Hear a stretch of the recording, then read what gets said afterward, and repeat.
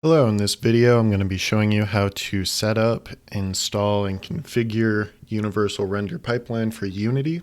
First thing I'm going to do is have my Unity Hub open and go to New Project.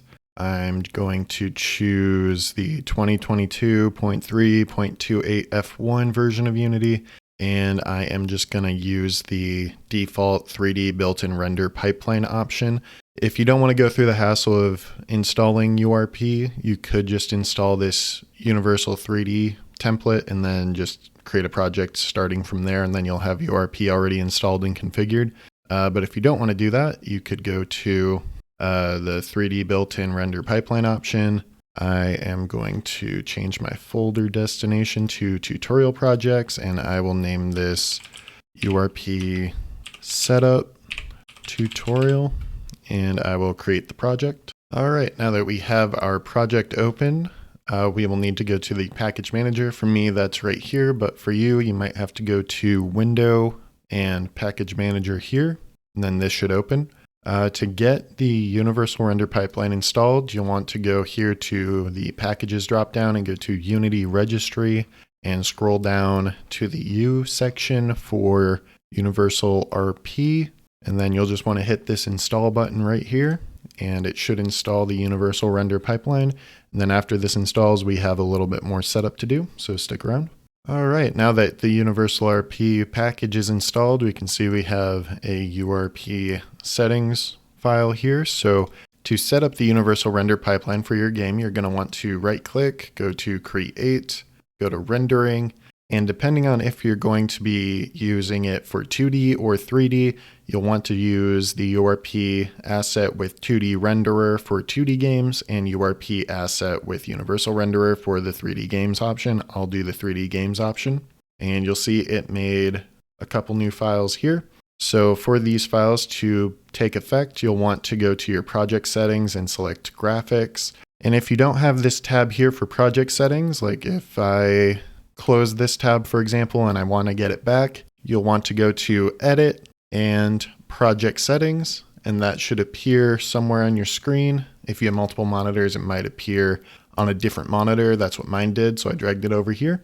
Then you'll want to click Graphics, and you could just click here, and the only one listed should be the one asset that you created. So you'll be able to select that, and then if you have a lot of stuff in your game already, it might take a long time for this to switch over, but since we have an empty project, this should be pretty fast. There we go. So now it is set up with the new Universal Render Pipeline asset. If I go back to the Inspector tab, we can now just look at these files that we have. If you have something that needs the depth texture, for example, if you're doing like a water shader and you want to have like foam around certain islands, you might need to turn that on. If you're doing a water shader, you might also need like the opaque texture. The opaque texture, what it does, according to Google, is it provides a snapshot of the scene right before URP renders any transparent meshes. So what that means is you can use the opaque texture with transparent shaders to create like frosted glass or water refraction effects. So you might need to turn these on. If you're not doing any of those effects, you can just turn them off. HDR, that's going to be high dynamic range. Anti-aliasing, that's going to smooth out your image, so you can choose what scale you want there. Render scale, that's going to be like resolution to which your game is going to be rendered at. Upscaling filters, lighting, you can do per pixel or just disabled for the main light, I guess. You can control your shadows. You can control how many additional lights you want. I usually just always max this out, but that's up to you. You can choose if they cast shadows or not. A lot of this stuff is pretty self-explanatory, and I don't need to go into all that in this video. For the asset renderer here, some of these you might be able to use like render features to do like screen space shadows, screen space ambient occlusion. You could do a full screen render pass. I have a video on that. These two files are extremely helpful in getting the game to look how you want.